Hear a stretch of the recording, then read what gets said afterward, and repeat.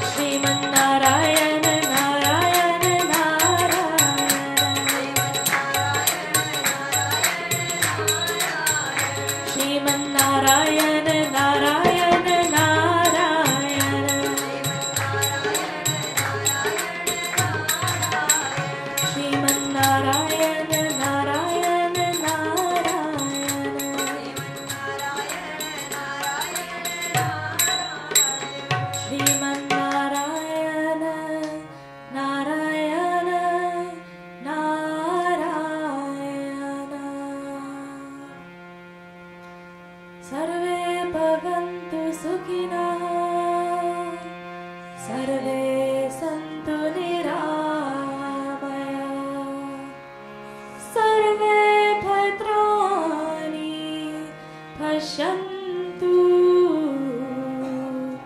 मा कश्चित् दुःखभाग् भवेत् ॐ शान्ति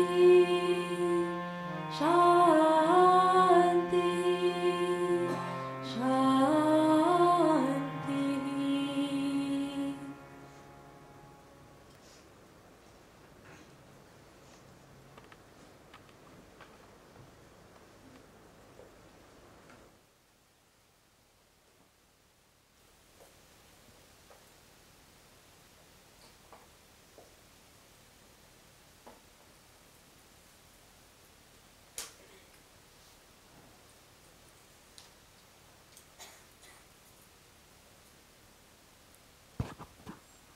Welcome to Satsang, everyone. I am so sorry that I missed being here last night. We were on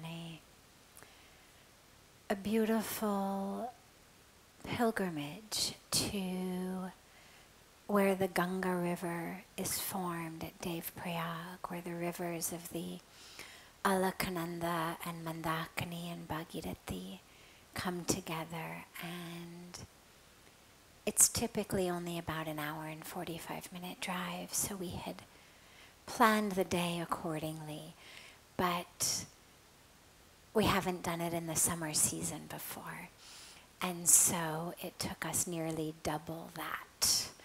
So I was not able to be back in time yesterday. I apologize, but I'm so happy to have everyone here today and to be together.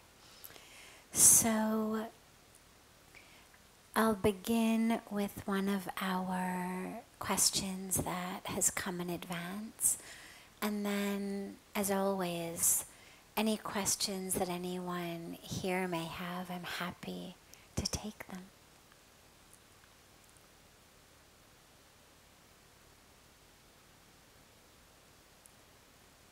If Krishna is the only God, the embodiment of all creation and reality, why not worship only Him?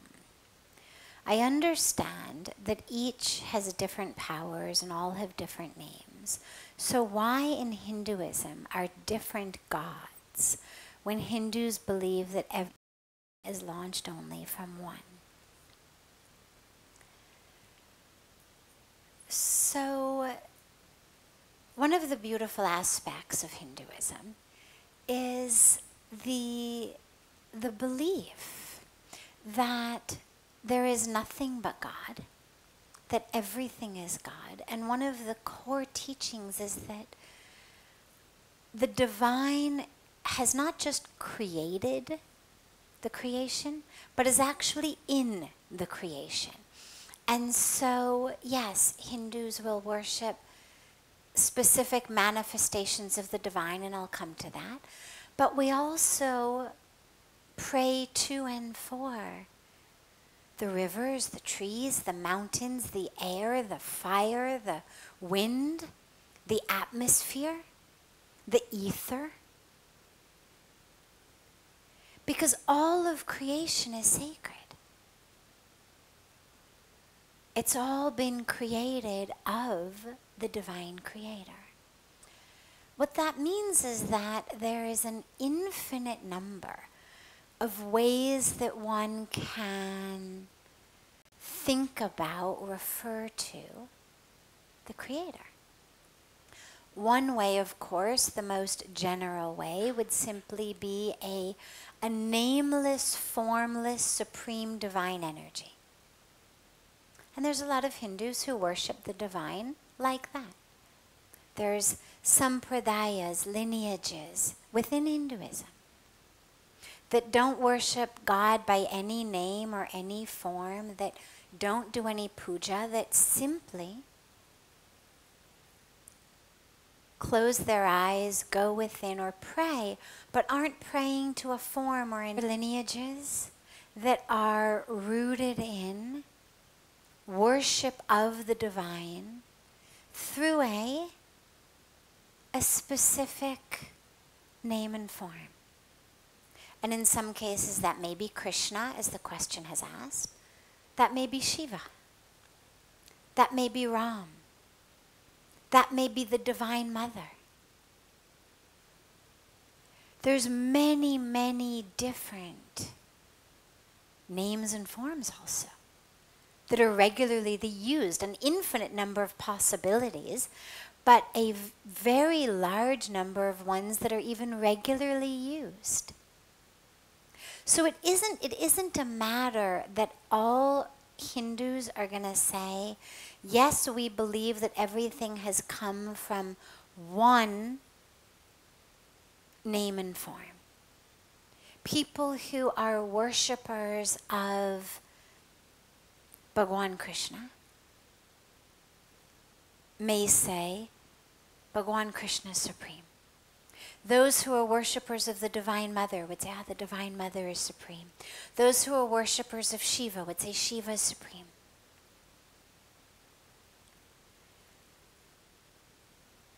And what they all know, if they're really deeply connected to the divine, regardless of the name or the form they're using, what they all know is that it's all one.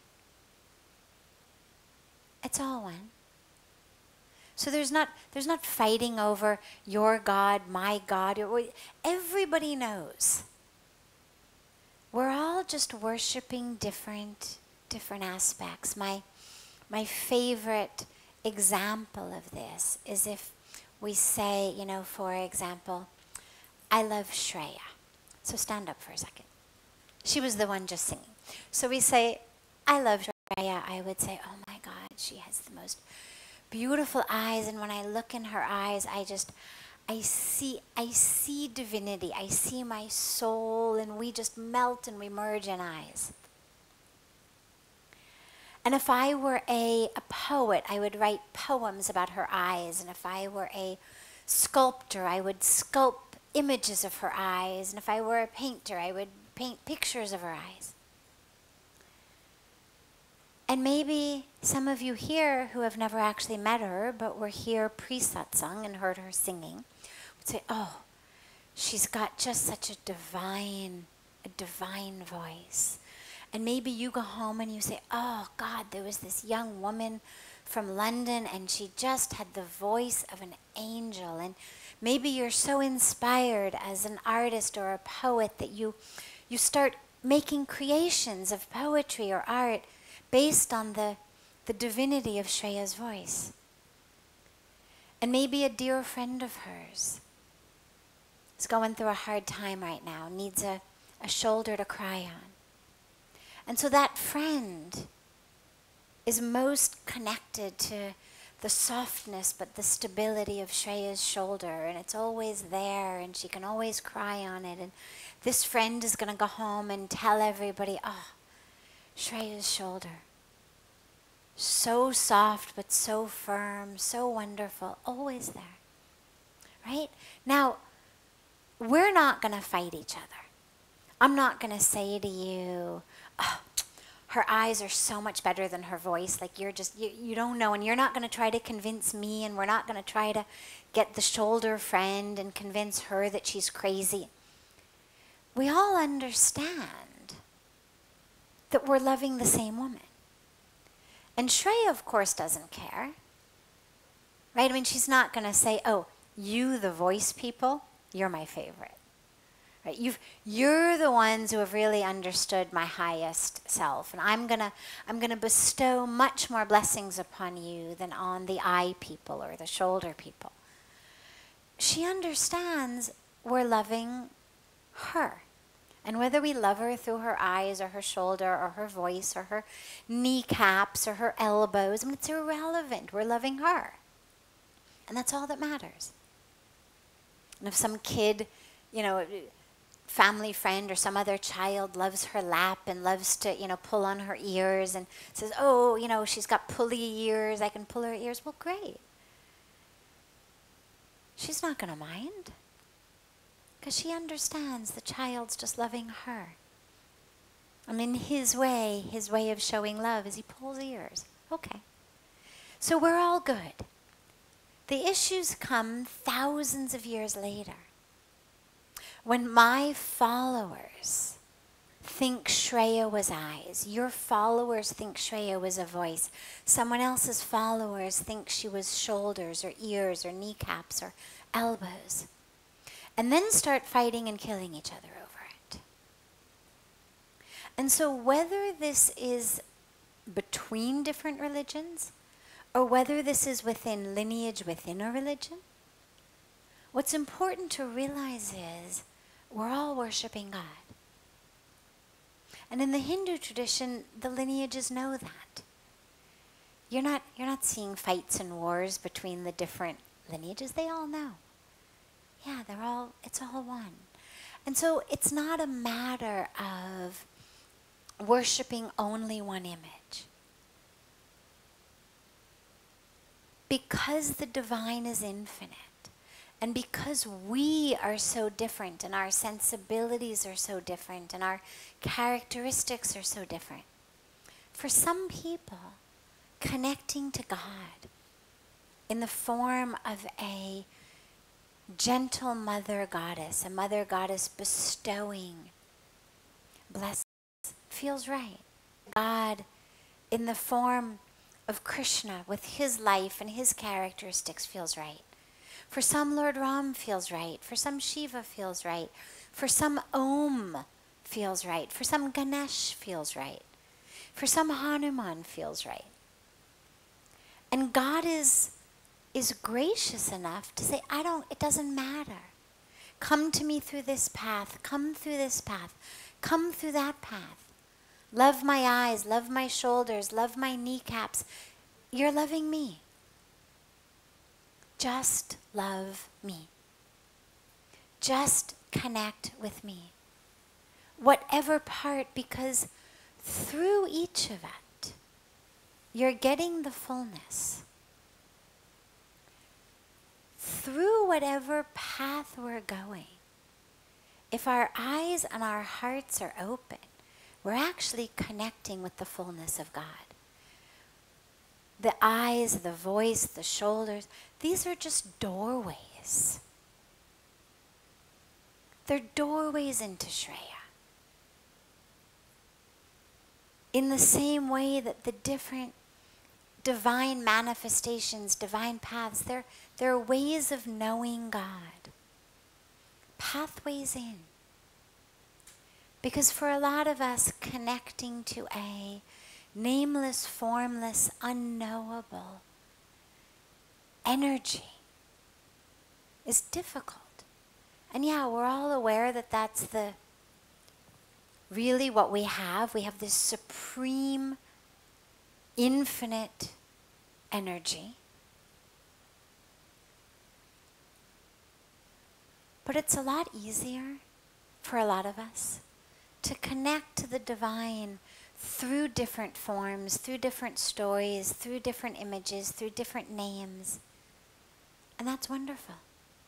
Because God says, no problem. I'm all of those. Any name, any form, just come to me. If you love someone, say you fall in love with someone and you're just dying for them to love you back, right? And all you can think about is, oh my God, when is this person going to start loving me? And finally, up really funny nicknames for you. Hey, are you going to mind? Is anybody going to say, forget it, don't love me, I don't want your nicknames? Of course not. What we know is, when it's being said by one who loves us, whatever the nicknames may be, and people come up with really funny ones. Sometimes you hear, someone refer to somebody in front of you by their nickname, and you think, oh, that's really cute. Where did they come up with that? But it doesn't matter. Right? Yeah. I mean, everybody says honey and darling and sweetheart, but usually you get much more creative at home. And it's beautiful. They're beautiful, they're cute, they're sweet. Kids make up nicknames for mom and dad when they can't say it properly. They make up nicknames for their siblings when they can't pronounce their names properly. But no one says, hell with you, forget it, I don't love you, that stupid nickname. Learn to pronounce my name properly. We understand we're being loved. And that's what matters. And what God wants is for us to reconnect. And so if this name works, great. That name works, great. This form works, great. You want to make up your own homegrown nickname? Wonderful. God's not going to mind. As long as it's coming from love in your heart and a connection. That's all. That's all that God wants. So whatever works for you, use that as your doorway and walk through it to connect to the divine.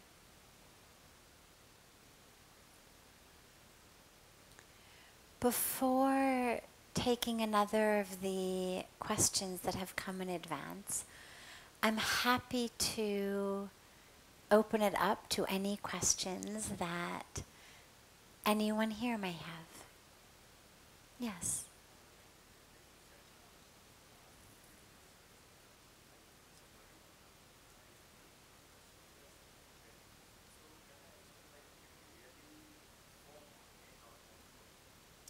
I missed the last part of what you asked. Mm-hmm. Can we form another God?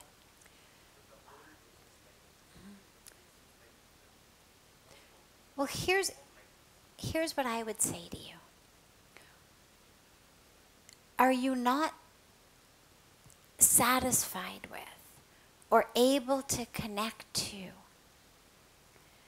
any of the options that currently exist? Then no problem. If the answer is no, by all means, I can tell you one thing.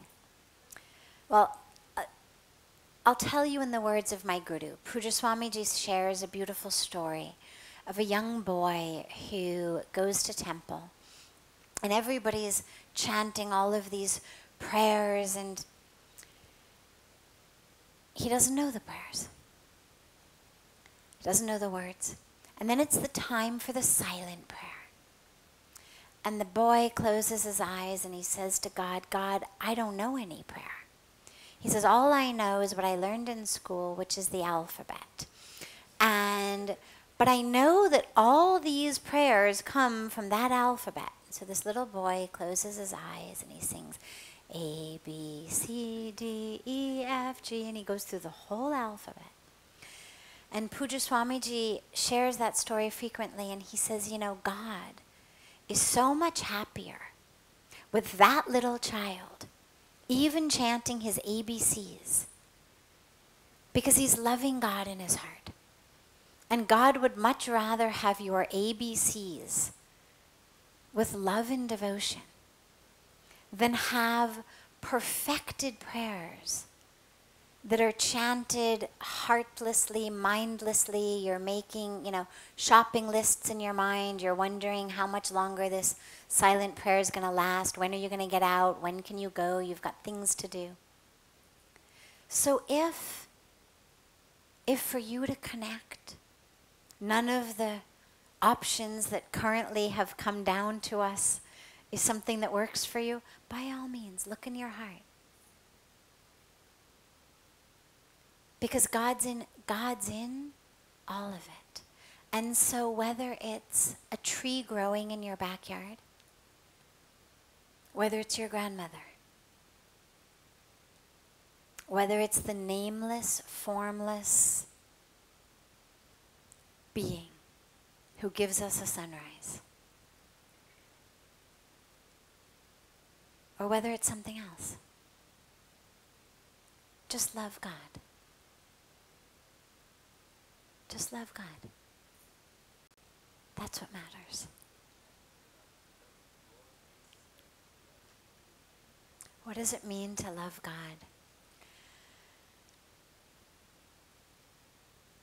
Okay. You told me the other day you love your brother, right? We talked about your brother the other day, right? Okay. So, in your heart, when you think about your brother, what happens in your heart? Pleasure. What else? Lots of things are pleasurable. Chocolate's pleasurable. What do you feel in your heart that's different about loving your brother than eating a bar of chocolate? What is it? What do you feel? Okay, that's okay. You don't have to express it. You just have to know it. Can you feel it? Okay. As long as you can feel it, you don't have to use words. And actually, this is really the dilemma that so many of us face, because that which is the realest and the truest is that which is the hardest to put words on. But we've gotten ourselves through our education systems, through so much of our culture and our society, we've gotten ourselves so hooked on the verbal explanation, on the exact right word, that we've lost so much of the essence. We may have become masters of semantics, but we've become beggars of experience. And it's not a good trade. And so whether it's a spiritual experience, whether it's being in love, yeah, it's hard to explain, which is beautiful. We should never apologize to anyone else or ourselves for our lack of ability to put something into a semantic box. But as long as you can feel it, that's what matters. So you love someone, you love your brother. Well, I'm going to throw some words out. And you can just nod if they're right. The love makes your sense of self expand. So when you think about your brother and you think about loving him, suddenly you are no longer just this, but suddenly you have become, in your experience, you've become your brother, you've become that love. So there's a sense of I've expanded in a way. And if you think about, if you all just do this even, if you think about someone you love, what you find is even physically something happens. We become sort of bigger with love, right? And you talk about, God, I love you, I love you, I love you. It's, nobody says, oh, I love you, I love you, I love you, unless you actually happen to have that person in your arms and you're hugging them. But if just you is sitting there, it's expansive. The feeling, the experience is expansive. It makes you feel connected. When you love, you're connected. So when we love God, what it means is there's two ways of doing it. Either you begin with loving the Creator. You have an experience of loving God with a name, with a form, or with no name or no form, but an experience of loving that Creator, that Supreme. And from that love, you then come to love all of creation as a reflection of the one you love.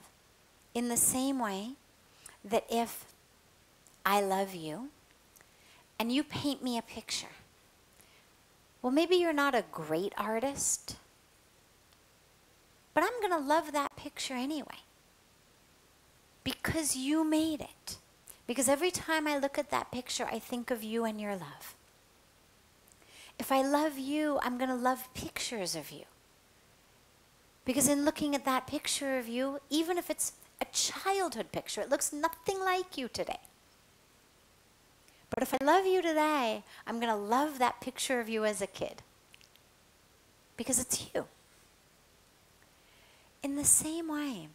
So one way we begin, we love the Creator, at which point we love all of these reflections of, manifestations of, the Creator. Ah, here's a picture of the Creator in this form. Here's a picture of the Creator in that form. A picture of the Creator in this form. Ah, here's the Creator as a plant. Here's the Creator as water. Here's the Creator as air. Here's the Creator as my grandmother. Here's the Creator as you. So we love the creation. The other way of going about it is love anything. Someone, something, any aspect of the creation. But love fully and completely. So that what you're loving is not just form, but you're loving essence. Because if what you're loving is essence, loved someone for a period of several years, their form has changed. But if you still love them, what you're loving is essence. So as you love your brother, as you love the essence of him, the content of him, not just his form, but the essence of him, recognize that what you're loving is God through him. And then try it with someone else. So brother's down, okay, I can love God through my brother, great. Can I love God through someone else? Choose easy people. Choose your mom or your dad or sister and niece, whatever. Choose someone easy. And when you look at them, realize how deeply you love their essence. How you've known them for so many years, the form has changed so many years, so many times. But how you love their essence and recognize in that essence you're loving God. And then keep trying it more and more and more. And then see if you can do it with someone you don't yet know. So you don't actually have a basis to love them yet. But can you look in their eyes? Even you know nothing about the form. Can you love essence? And if you can, that's the divine. So that's the other way in.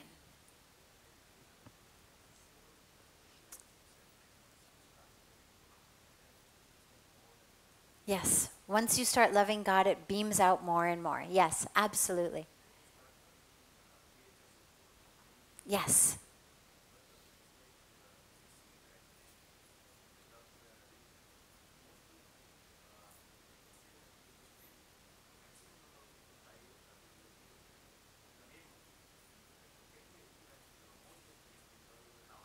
Yes. So let's do one thing. Yes, you're right. There have been a lot of wars, a lot of crime, a lot of violence in the name of religion. But instead of looking at those people and saying, well, they're not loving right, don't worry about them right now. Worry about you right now. If everyone worried about themselves, we'd actually be in really good shape. So don't worry yet about them. Sitting here discussing that which people do, whether in the name of God, whether in the name of their president or their prime minister or their drug dealer or, whoever's name I'm taking, to commit an offense. And I'm saying, oh, I'm doing it for this one, or this one made me do it.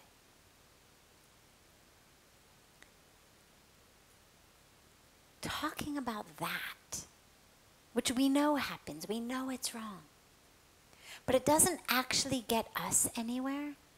And the question becomes, how can we connect with God in a way so that in our lives we become bearers of light, of love? Because if everyone who loves God doesn't do anything except talk badly about the people who claim to be loving God but aren't acting in the right way, we're not actually spreading light and love and divinity. But it takes, as they say, one candle to dispel all the darkness. So instead of sitting over here and saying, oh my God, that darkness, that darkness, that darkness, how can we become the light? Because then it doesn't matter how long it had been dark, why it was dark, where the darkness came from, whose fault it was that it was dark. It's irrelevant. Once you've lit a candle and there's no longer darkness, it's irrelevant who caused the darkness. And so our goal becomes, rather than blaming. Yeah, people do all sorts of wrong things for all sorts of reasons. People do wrong things in the name of religion. They do wrong things for greed. They do wrong things for lust. They do wrong things for political gain. They do wrong things for so many reasons. That's not our job, to count the reasons why other people do wrong things. Our job is, how can we be the light as much as possible? And okay, maybe in the beginning we can bring light to a little area of darkness. Yeah. Any other questions? Yes. How can we practice letting go without losing our own personal power? So here's the irony. Only when I let go do I actually have any power. Until and unless I let go, someone else has power over me.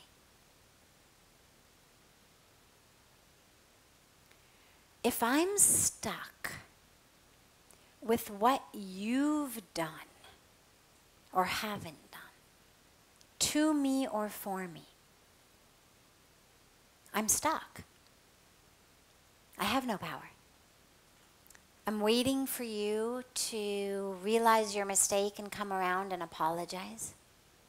I'm waiting for you to make it right. If you're no longer alive, that option is over. I'm going to wait forever. If you are still alive, I'm going to ruminate on what you've done to me.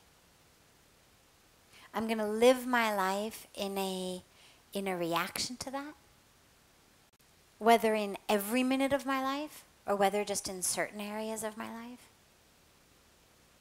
But I'm not free. There's a whole spectrum of things that I can't do or won't do, or can't feel or won't feel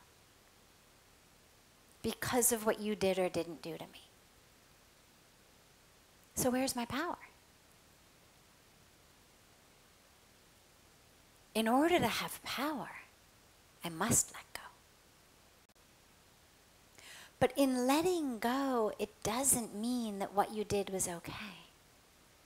And that's really the most important thing, is to realize that forgiving someone, letting go of something that happened or didn't happen, or letting go even of, say, an expectation I have. So maybe it's not something from the past, maybe it's something of the future. I'm holding on to something I want to happen. Well, I'm not free. Because every bit of what I'm doing is done in some sort of strategic dance to get that to happen. Or it's being done simply waiting till that happens. You know, it's like my grandmother. I'll tell you a personal story. My grandmother was always on a diet. And it was, I remember being a child and it was so sad. Like, Grandma, who cares? You know, like, really, you're beautiful, you're wonderful, you know. But she was always on a diet. And I remember so many times growing up, saying to her, Grandma, let's go here, let's go there, let's do this. And she would always say, well, when I lose the weight, then we'll go. When I lose the weight, then we'll do this. And even though I was very young at the time, but I remember thinking, but Grandma, that doesn't make any sense. And fortunately, by God's grace, we had a good enough relationship that I was able, and I was tenacious enough that I was able to, pull her places. She'd do things. I'd, take her on that cruise and bring her here and do that, regardless of whether she ever lost the weight, because she never did. Until she lost it in her deathbed from being sick. And so even if it's just an expectation like that, just something as seemingly small as when I lose weight, or when I get married, or when this happens, or when that happens, then I will. Well, I'm stuck. I mean, my grandma was stuck. There was so much of her life she didn't live because she hadn't lost the weight. And this is so true for so many of us. There's aspects of whether it's our past, whether it's an expectation for the future, that keeps us stuck. So the only power comes from letting go of all of that. Doesn't mean we don't have goals. Doesn't mean that we wouldn't like something to happen. Of course we would. Goals are great. We plan for them, we set them, we plan, we execute. But the dilemma comes that the fulfillment of any of that is not in our hands. Whether it's something as simple as planting a seed and hoping it's going to grow into a beautiful tree. Not in your hands. You can plant the seed.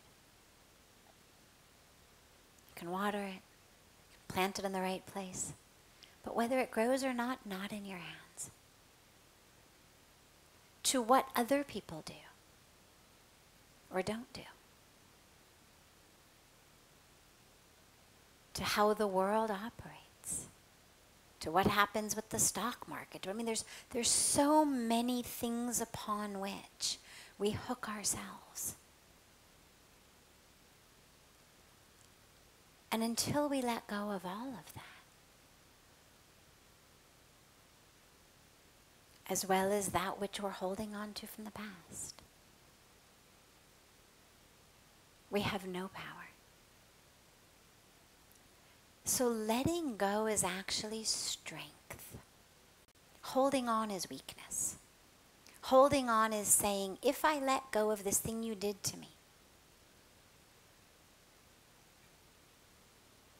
what's my excuse for not being who I'm supposed to be in this life? Because then I no longer have an excuse. If I let go of all the ways you've harmed me, if I let go of that, what am I going to blame?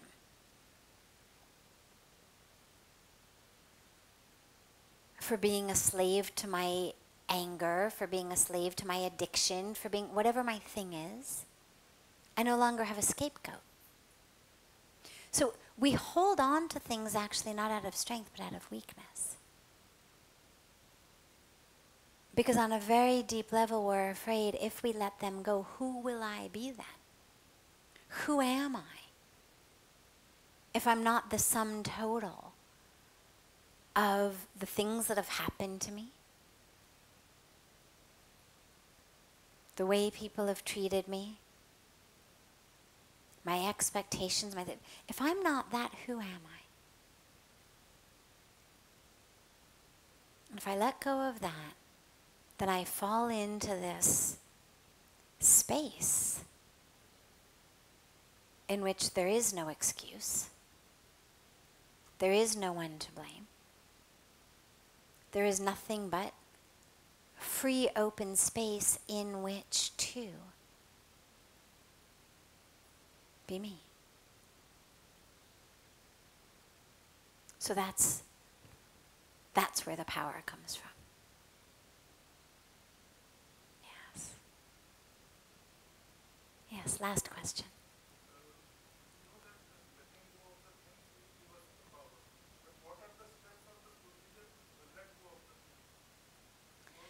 Yeah. What are the steps or the procedure to let go? Well, it's funny because for me, I come from a very traditional Western psychological background. That's what my academic background is in. And in psychology, there's a lot of emphasis on process. Got to go through a lot of process. And then I came to India and I met Puja Swamiji and I became touched by the spiritual teachings where it's all about right now, right here. You're creating this moment, you're creating the next moment. It's up to you. And so the process of letting go, I would say to you, is first to recognize that it is the fact that you're holding on that is keeping you stuck. I am stuck because of how I've held on to what someone did to me. And I need to realize that. And so the very first step is an acknowledgement and an awareness that I am my own jailer. Someone else just did it or didn't do it. They were fulfilling their own karmic package. My reaction to it is what has made me stuck. So that's the first step, is to realize me holding on to it is what is keeping me stuck. Number 2, to realize I deserve to be free. I don't care what anybody has said or done to you or not said to you or not done for you. You deserve to be free. There is nothing that anyone has done to you, said to you, nothing you've done or said in your life, no mistake you've made in your life that renders you not deserving of being free. So the third step is to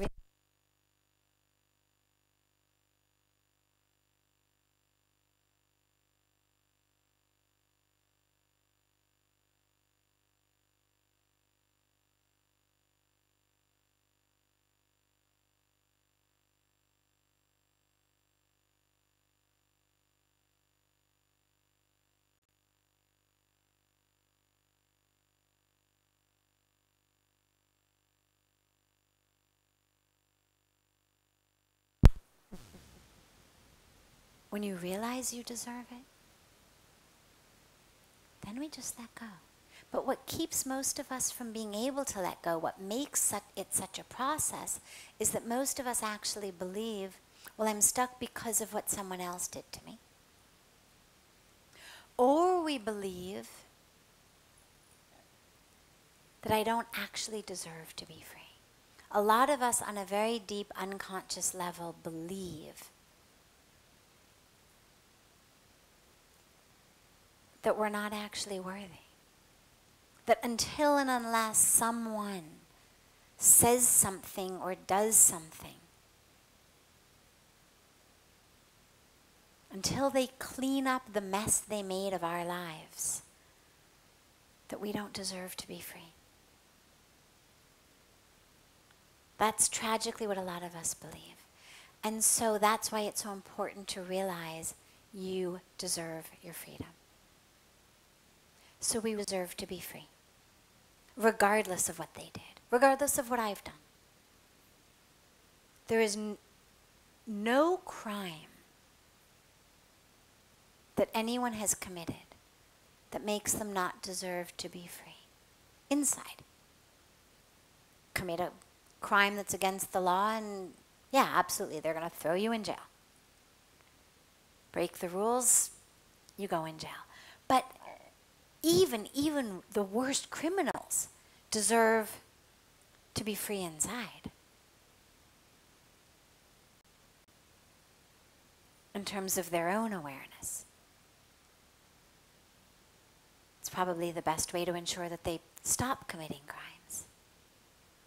But for the rest of us, the point is simply to realize it's in my hands. It's only up to me, and I deserve it. And of course, as I said to her, that letting go doesn't mean that what they did is okay. I'm not condoning what anybody has done. I'm not saying it's okay. I'm simply saying I deserve freedom.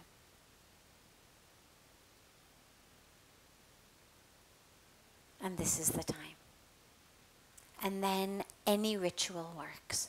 Go to the banks of Ganga, take Ganga water in your hands, offer it to the water, offer the water back to Ganga. Take part in a fire ceremony, offer it as the ahuti, the seeds, the samagri that goes into the fire. Offer it to the fire, offer it to Ganga. Offer it in a ritual that you make up. Doesn't matter. Have some sort of a ritual. Choose those that exist or create your own. And let it go.